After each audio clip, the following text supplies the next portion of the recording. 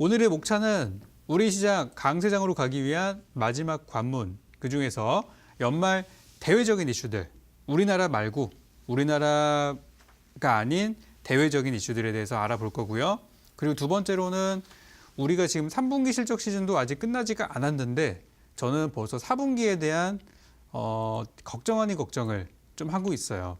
그래서 4분기 실적에 대한 그리고 현재 지금 우리 진행 중에 있는 3분기 실적 시즌에 대해서 코멘트를 드리고 가는 걸로 하겠습니다. 우리가 대외적인 부분들을 왜 봐야 될까요? 대외 이슈들. 왜 기업이 차트만 좋고 수급만 좋고 또 뭐 실적만 좋으면 가는 거 아니야? 이렇게 생각하시는 분들은 분명히 올해 돈을 많이 잃으셨을 겁니다. 그렇죠? 증시 분위기가 좋을 때는 괜찮았죠.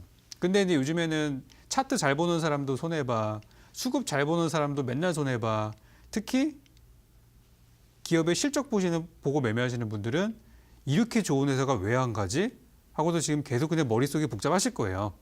근데 우리나라 시장의 어떤 경제 구조를 찾아보면은 우리나라가 수출 국가잖아요.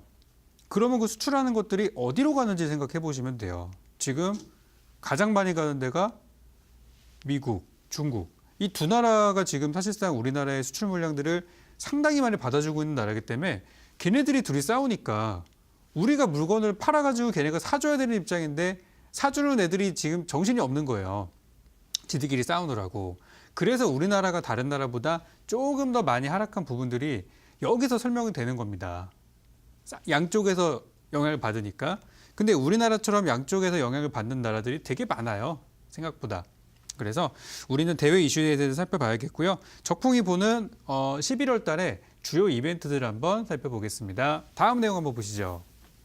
대외적으로 우리가 봐야 되는 것들. 진짜 다음 주가 정말 중요합니다. 다음 주는요. 뭐 수능 같은 것도 있겠지만 11월 달에는 진짜 중요한 내용들이 여기에 다 있어요. 첫 번째로는 11월 6일이 다음 주 화요일입니다. 다음 주 화요일.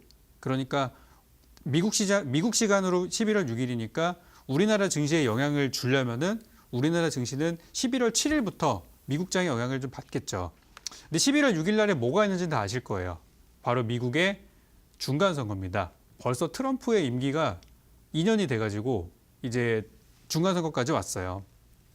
근데 항상 이제 우리 미국의 대통령들을 쭉 한번 살펴보면은 항상 2년 차에 정책적인 그 딜레마들이 많이 오는 시기가 좀 됩니다. 그러니까 첫 해에는 정책을 막 굉장히 강력하게 막 추진하다가 벽에 부딪히고 했는데 안 되고 그러다 보면은 이제 많이 좀 부딪히고 지지율도 하락하는 경우들이 많이 있는데 트럼프 같은 경우도 지금 좀 그런 부분들이 없지 않아 있죠.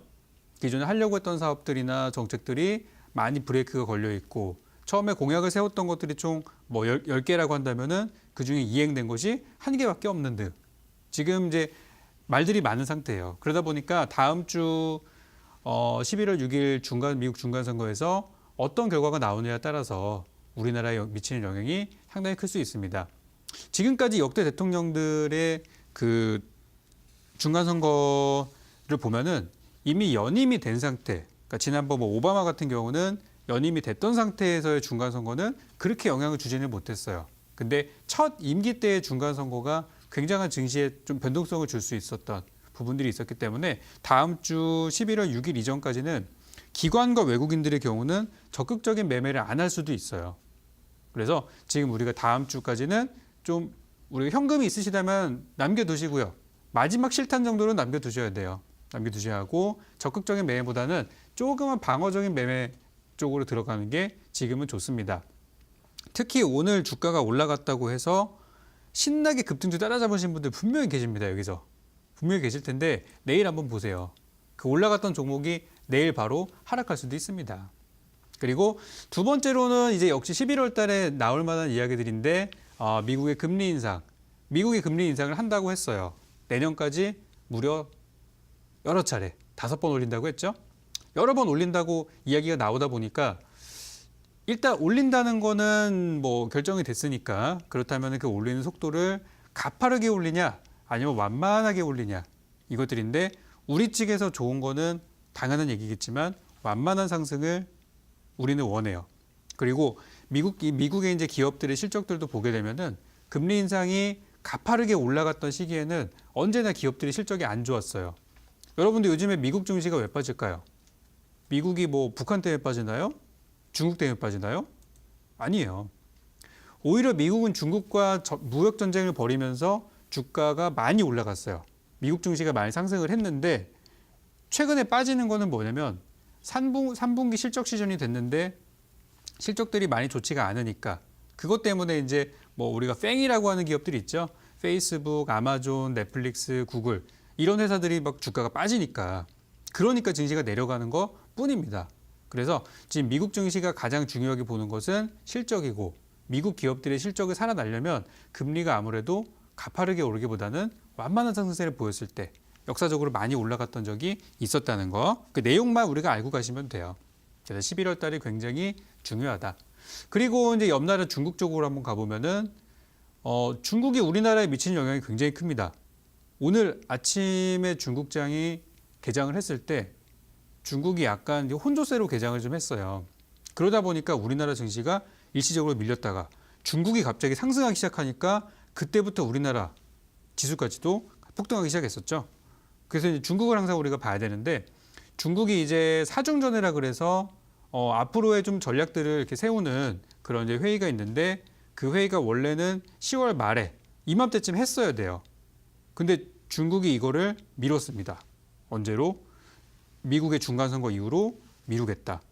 즉 미국의 중간선거가 끝난 이후에 금리가 됐던 중국이 됐던 그리고 미국과 중국과의 어떤 협상들 G20회의에서 만난다고 하죠. 그런 부분들이 모두 다 일정이 있기 때문에 이번 11월 달은 정말 해외 증시를 많이 봐야 하는 그런 시기이기도 합니다.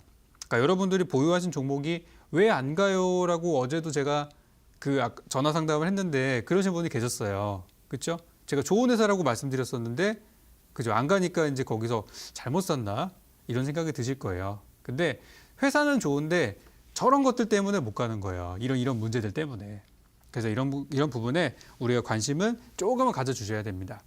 그리고 마지막으로는 북미 정상회담 역시 일정 자체는 이렇게 뭐 미정이지만 역시 이것도 뭐 올해가 될지 내년이 될지 모르는 거거든요. 그래서 앞으로 있을 일정들은 이 부분들이 좀 중요한 포인트가 되겠습니다. 자, 다음 화면 한번 보시죠. 자, 이렇게 해서 이제 우리가 해외에 대해서 이제 뭐 볼만한 부분들은 봤는데 사실 우리의 힘으로 할 수 있는 게 거의 없어요. 그래서 이제 대외적인 부분들은 저기서 잘 풀리는 대로 우리나라에 바로 이제 긍정적인 부분으로 작용을 하겠죠. 그리고 이제 대내적인 부분들을 보게 되면은 실적입니다. 아직 우리나라 3분기 실적 시즌이 안 끝났어요. 실적이 계속 나오고 있는 상황인데 최근에 나온 기업들의 실적이 되게 실망스럽죠. SK텔레콤, 아모레퍼시픽 뭐 이런 회사들 실적이 그냥 무지하게 안 좋게 나오면서 주가가 그냥 와장창 깨지는 모습들을 우리가 계속 보고 있어요. 그래서 이번에 3분기 실적이 삼성전자와 하이닉스 같은 그런 어떤 반도체 기업들을 제외하고 보면은 대체적으로 많이 좀 안 좋더라. 그런 내용들이 나오고 있고 4분기의 실적 역시도 지금은 그렇게 기대를 많이 할 수가 없는 그런 상황이에요. 그래서 올해 이제 보니까 작년 말부터 올해 초까지 우리 기업들의 실적이 최고점을 경신하고 나서 2분기 실적 안 좋았죠. 3분기도 안 좋죠. 그러다 보니까 기업의 실적이 내려가니까 증시도 같이 내려가는 모습들을 보이고 있어요. 왜냐하면 우리 증시는 실적을 그대로 반영을 하거든요. 그렇죠? 그렇기 때문에 과거에도 이 실적이 굉장히 폭발적인 성장을 했을 때 작년 같은 경우는 하이닉스나 삼성전자가 우리 증시를 이끌었다 해도 과언이 아니었죠. 그러니까 증시가 이만큼 올라왔던 거예요. 근데 이제 다른 기업들 삼성이나 하이닉스는 좋다 이거야. 그러니까 다른 기업들은 어떠냐? 다른 기업들이 실적이 뭐 부진하다 그러면은 우리나라 지수는 올라갈 수 있겠지만 사실 그 다른 업종들은 다 죽는 거나 다름이 없죠. 의미가 없죠. 지수가 올라가도. 그래서 우리 시장은 모든 종목들이 다 가려면은 일단 실적이 많이 좋아져야 한다. 그래서 이번에 연말에 이제 반등에서 그치느냐 아니면은 완전히 강세장으로 돌아서느냐는 이번 4분기 실적이 어떻게 나오느냐에 따라 달려 있을 거고요. 물론 4분기 실적은 내년에 나오기 때문에 올해는 이제 어느 정도 예상치에 대한 그런 부분들을 가지고 우리가 봐야 할 것 같아요. 일단 제가 여기 뉴스 화면으로 좀 몇 개 가져왔는데 이 화면 한번 보시죠. 지금 우리나라 증시에 대해서 이게 이제 얼마 전에 나온 그런 기사들인데요. 코스피 지수가 우리 코스피 시장이 대외 불안에 하락이 지속되고 있고요. 3분기 실적도 반등에는 부족하다라는 기사가 이렇게 나왔어요. 그러니까 3분기 실적이 좋게 나옴에도 불구하고 빠지는 종목들을 우리가 많이 봤죠. 포스코 사상 최대 실적, LG생활건강 사상 최대 실적. 근데 주가는 빠졌어요. 이게 말이 되느냐? 우리 시장의 상황이 그렇다는 얘기죠. 그래서 지금은 실적도 반등을 이렇게 주기에는 좀 부족한 그런 실정이다라는 부분이 되겠고, 두 번째 기사들을 보니까 코스피가 영업이익 전망치가 한 달 전보다 무려 1.6조 원이 감소됐다고 합니다. 실적 시즌이 시작하기 전에 우리나라의 코스피 지수에, 그러니까 코스피 지수에 상장돼 있는 기업들의 실적, 영업이익 전망치가 1조 원이 줄었다는 것은 그만큼 막상 뚜껑을 열어보니 기업들의 상황이 생각보다 좋지가 않더라. 예상보다 더 안 좋더라라는 그런 부분들이 있었다는 거예요. 그래서 제가 생각했을 때 이번에 이제 3분기 실적이라는 거는 기업들의 입장에서 생각해 보면 지금 어차피 실적들이 다 안 좋게 나오고 있고 어차피 실적이 좋게 나와도 주가는 올라가지 않습니다. 어차피 주가가 부양되지는 않아요. 그러다 보니까 기업의 입장에서는 지금 이제 부채가 될 만한 것들이나 실적에 좀 부정적인 요인이 있는 것들이 있죠. 다 한 번에 이번에 3분기 때 처리를 해버려 가지고 지금은 실적이 나쁘게 나와도 주주들이 뭐라고 하지 않는 그런 어떤 그 특이한 상황이잖아요. 그죠? 대외적인 부분들, 정부의 정책 이런 걸로 핑계를 댈 만한 것들이 많이 있기 때문에 올해 3분기에는 부진한 실적이 나오는 기업들이 좀 많을 수 있다. 그리고 이번 3분기 때 부진한 것들을 다 청산을 해버리고 올해 4분기 실적에는 굉장히 좋은 실적이 나올 수도 있다라고 저는 일단 생각을 하고 있습니다. 그래서 여기 보시면은 싸기 때문에 간다. 주가가 많이 싸기 때문에 올라간다는 거는 지금 시장에서 안 먹힌다는 얘기가 되고 있죠. 여러분들이 보유한 주식이 안 가는 이유가 바로 이것 때문에 그렇습니다. 그래서 좋은 종목을 들고 계시는 분들은 조금 종목을 믿어주세요. 지금 이 시기에서 아무도 믿을 사람은 없지만 좋은 종목, 좋은 기업은 잘 믿어주시는 게 좋을 것 같습니다. 그래서 여러분들이 보유하신 종목이 과연 믿을 만한 종목인가 아닌가가 궁금하시다면 하단에 나와 있는 번호로 전화나 문자 주시면은 제가 잠시 후에 여러분의 종목들 분석해드리도록 하겠습니다. 자, 다음 내용 한번 보시죠. 여기 이제 보시면 자, 우리 전망치가 나오는데요. 2019년도 아직 뭐 1년이 남은 상태긴 하지만 얼마 안 남았죠. 2019년도에 코스피 순이익은 올해보다는 약간 낮을 전망이라고 합니다. 약 138조 원 정도로 예상이 된다고 하는데요. 올해 2018년도보다 더 안 좋을 수 있다는 얘기가 나오고 있어요. 벌써부터. 물론 예상치이기 때문에 갑작스럽게 기업이 막 잘하면은 또 좋아질 수도 있어요. 그러니까 이거는 두 가지로 해석할 수가 있는데 첫 번째로는 내년의 분위기가 별로 안 좋겠구나. 즉 하단에 뭐라고 적혀 있죠? 실적이 올해와 작년이 비슷한데 약간 낮다. 그러니까 즉 우리나라 증시가 박스에 갇힐 가능성이 높다는 거죠. 그리고 실적과 우리 증시랑은 거의 비슷하게 가니까 박스에 갇힐 가능성이 높다는 것이고, 다른 한쪽으로 좀 생각을 해보면요. 내년에 대한 기대치가 별로 높지 않다는 거예요. 그러니까 내년의 기대치가 높지 않기 때문에 오히려 내년에는 조금만 잘하는 기업이라도 할지라도 굉장히 시장에서는 아웃퍼포머는 굉장히 멋진 기업으로 볼 수가 있는 거겠죠. 그래서 내년에 대한 그런 예상들은 그렇게 좀 보시면 되겠습니다. 그래서 올해 연말에는 뭐가 중요하다고요? 실적, 그리고 앞으로 있을 만한 4분기 실적 예상치 이런 것들이 잘 나와줘야 누구나 원하는 강세장이 나올 수 있고, 그렇지 못한다면은 반등장에 그칠 것이다. 이런 부분들을 말씀을 드립니다. 다음 내용 한번 보겠습니다. 자, 그렇다면 제가 또 준비한 내용도 있죠. 그동안에 역사적으로 실적이 정체기에 들었을 때, 그러니까 2018년에서 2019년도는 아마 실적의 정체기에 들어갈 가능성이 굉장히 높아요. 지금 우리나라에 있는 기업들 중에서 막 여러분들 사고 싶어가지고 막 진짜 이거는 집 팔아서 사야겠다 이런 생각이 드는 종목들 거의 없으시죠? 작년에는 있었어요. 그 전년도에도 있었고요. 예전에도 있었고, 항상 그런 종목들은 매년 있어 왔어요. 그걸 우리는 주도 업종이라고 합니다. 항상 그런 어떤 정체기에는 항상 여러분들의 마음을 뛰게 하는 피를 끓게 하는 그런 종목들이 항상 있었어요. 근데 그 종목이 요즘에는 보이지가 않습니다. 이게 참 답답한 부분이거든요. 그래서 제가 2010년도 이후에 우리나라 증시에서 지수의 정체기가 왔을 때 우리 시장을 이끌었던 주도 종목들을 정리해봤거든요.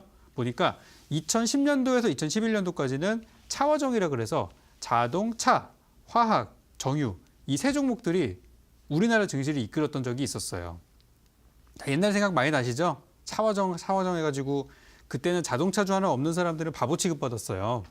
지금이야 뭐 IT도 있고 바이오도 있고 그렇지만은 그 당시에는 그런 것들이 전혀 시장에서 그렇게 메인 테마가 아니었단 말이죠.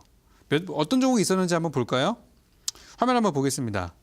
2010년도에서 11년도까지 우리의 마음을 뜨겁게 했었던 들고 있는 것만으로도 보유하는 것만으로도 다른 사람을 부러워하게 만들었던 바로 그 종목들이죠. 기아차입니다. 현대차도 물론 많이 올라갔지만 기아차가 그때 굉장히 많이 올라갔어요. 지금의 기아차를 생각하면은 완전 느낌이 다르죠. 지금이야 막 계속 바닥이 어딘지 내려가고 있지만 그 당시의 기아차는 달랐어요. 시장의 대장주였습니다.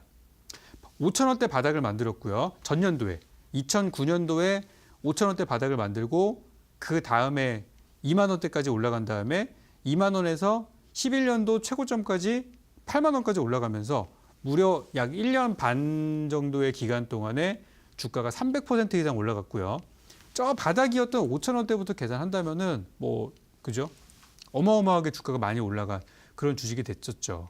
그래서 기아차가 그 당시 이제 차화정을 이끌었던 그런 종목 중에 하나였었고, 저 당시에 우리 증시는 약간 좀 정체기였어요. 전체적인 실적이 좀 많이 좀 어려웠던 시기였지만 저런 대장 업종들이 항상 있었다는 거. 다음 종목 한번 볼까요? 화학 쪽에서는 이제 LG화학이 좀 눈에 띄는 성장을 보였었죠. 그죠? 저 종목도 그 전년도에 8만 원대 바닥을 만들고 2010년도에 들어가면서 22만 원을 만들고 이제 다음 해에는 58만 원까지 올라가면서 무려 160%의 상승을 보였던 종목들이 있었어요. 제가 이거를 보여드리는 이유가 뭘까요? 과거에 우리 추억이 좀 떠오르기도 하고 그 당시 그래 그걸 많이 벌었었지 이런 생각이 드실 텐데, 저런 종목들이 어떤 시기에서 탄생을 했냐면 지금처럼 우리나라 증시가 고점에서 완전히 무너진 뒤에 완전 무너진 이 폐허 같은 데서 여기에서 바닥에서 하나둘씩 쑥쑥쑥쑥 올라오면서 만들어졌다는 거예요.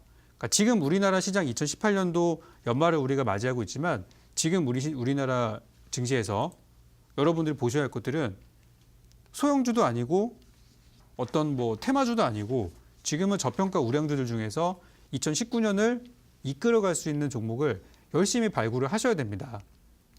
제가 올해를 이겨내는 그런 출구 전략에서 가장 첫 번째로 말씀드렸던 게 우리의 계좌에서 내가 가지고 있는 비중을 그냥 실을 수 있는 그런 우량주를 찾으라는 말씀을 제가 드렸어요. 지난주에 공개방송 오신 분들 숙제하셨는지 모르겠어요. 그런 종목을 꼭 찾아보시라고 제가 말씀을 드렸어요. 이런 종목들이 이제 나올 때가 되었다는 거죠. 그래서 올해 연말에 사놔야 이것들이 올해 연말까지도 수익을 주겠지만 2019년도에 그동안 여러분들 손해본 것들 복구할 수 있는 그런 기회가 될 수도 있다는 거예요. 다른 종목도 있었습니다. 차호정 하면은 정유주도 있으니까 S오일이 또 그 당시에 엄청나게 올라갔었죠. 그죠? 뭐 보시면 5만 원짜리가 17만 원까지 갔습니다. 쉬지도 않고 올라가죠. 근데 그 전에 주가를 한번 보세요. 그 전에 주가는 긴 횡보, 소리 없는 긴 횡보 끝에 올라가는 종목이 있었습니다. 저 회사들은 기본적으로 실적이 괜찮았어요. 그리고 기관들이 많이 샀다는 공통점이 있었습니다. 그리고 이제 다른 시기로 한번 가볼까요? 10년도, 11년도 우리가 차화정이 있었다고 하면은 12년도 같은 경우는 IT, 스마트폰이 많이 보급되던 시절, 그리고 14년도에는 소비재나 화장품, 뭐 중국 관련주들도 많이 올라갔었고요. 그리고 15년도, 16년도는 많은 분들이 좋아하시던 바이오 제약주가 바닥에서 시작하던 시기였어요. 바이오 제약 업종을 2017년도 끝물에 사신 분들이 많으실 텐데 여러분들은 이미 15, 16년도에 있었던 저 주도주들, 저 바닥에서 샀던 사람들이 가져왔던 물량을 다 받아준 거에 불과합니다. 그러니까 수익이 안 나는 거예요. 그래서 지금 제가 강조드리고 싶은 거는 올해 연말에 내년 주도주를 미리 잡아야 한다. 대표적으로 뭐 이런 것들 있죠? 화면 한번 볼까요? 삼성바이오로직스. 삼성바이오로직스가 상장하고 나서 무려 주가가 300% 이상 올랐습니다. 13만 원짜리 주식이 60만 원이 갔어요. 저러니까 저 위에서 샀으니까 종목들이 더 안 올라가고 빠지는 것이죠. 이제는 이제 탄력이 좀 떨어졌으니까. 그래서 저는 이제 내년에 주도주들은 올해 연말에 선별을 거쳐서 편입을 해놓아야 한다고 생각합니다. 그래야지 내년에 강세장이 왔을 때 헤매지 않고 매매를 할 수 있다라는 거. 그리고 이제 작년 같은 경우는 바이오도 있었지만 이것도 있었죠. 다음 한번 보겠습니다. 바로 IT였죠. 특히 그 중에서도 삼성전자와 하이닉스가 이끌었던 반도체 빅사이클, 이 반도체 슈퍼사이클 때문에 진짜 많은 종목들이 같이 급등을 했었어요. 한번 볼까요? 삼성전자는 작년뿐만이 아니라 2012년도에도 시장의 좀 주인공 역할을 했었습니다. 그래서 12년도에는 무려 120%, 작년에는 160%의 상승을 보였었는데 작년에 반도체, 삼성전자나 하이닉스 없으면 바보 취급당했죠. 내년에 여러분들도 이 주도주를 가지고 있지 않았을 때는 어떤 종목을 들고 계시든 간에 어쨌든 주도 업종을 들고 계시지 않으면 시장에서 많이 소외될 수 있다는 거, 그런 부분들을 말씀을 드립니다. 그래서 오늘 제가 길게 설명을 드렸지만 요약하자면 바로 이 내용과 같습니다. 자, 지금부터는 우리 2019년도를 준비하셔야 돼요. 2달 정도 남았지만 2달이 결코 길지가 않습니다. 지금 사놓을 수 있는 종목을 최대한 사놔야 하고요. 우리가 지금부터 해야 될 것들은 주도주를 선정하는 거. 제가 잡아드릴게요. 우리 대박스쿨 방송 꾸준히 보시고 대박스쿨 이후에 공개 방송 꾸준히 보시면 제가 잡아드리도록 하겠습니다. 그러니까 여러분들은 제 방송 일정이 있을 때마다 꾸준히 찾아오셔서 열심히 시청하시고 기록하시고 배우시기만 하시면 되고요. 그리고 보유 종목을 압축하는 것들도 굉장히 중요해요. 지금은 우리가 보유하고 있는 종목들 정리를 잘 해야 되는데 그거는 제가 지금부터 바로 도와드릴 수 있습니다. 어제도 제가 종목들을 분석해드리느라고 어제 제가 공개 방송을 언제 마쳤냐면 자정을 훌쩍 넘긴 시간에 마쳤습니다. 종목 분석해드린 것만 100종목이 넘어요. 어제 야간에. 왜 그랬었냐면은 증시가 굉장히 무너지는 가운데서 종목 분석 자체를 거의 다 의미가 없다. 종목 분석해봤자 어차피 지금 빠지고 있는데 뭐 할 것이냐. 이런 내용들이 증시에 많이 있어서 그래 나라도 해야겠다. 나라도 우리 투자자분들께 제대로 된 정보를 드려야겠다 싶어서 어제 제가 분석을 드렸어요. 제가 어제 가져가라고 말씀드렸던 종목은 어김없이 오늘 반등이 나온 것을 확인하셨을 거예요. 오늘도 마찬가지로 여러분들의 종목들 오늘 같은 시장에 혹시 안 올라왔다. 혹시 오늘장에 올라왔는데 어디까지 갈지 궁금하다 하시는 분들은 기다리지 마시고 지금 바로 전화 문자 하단에 나와 있는 전화번호로 남겨주시면은 제가 바로 여러분의 종목들 접수해서 분석해드리고 전략까지 제시해드리는 걸로 하겠습니다.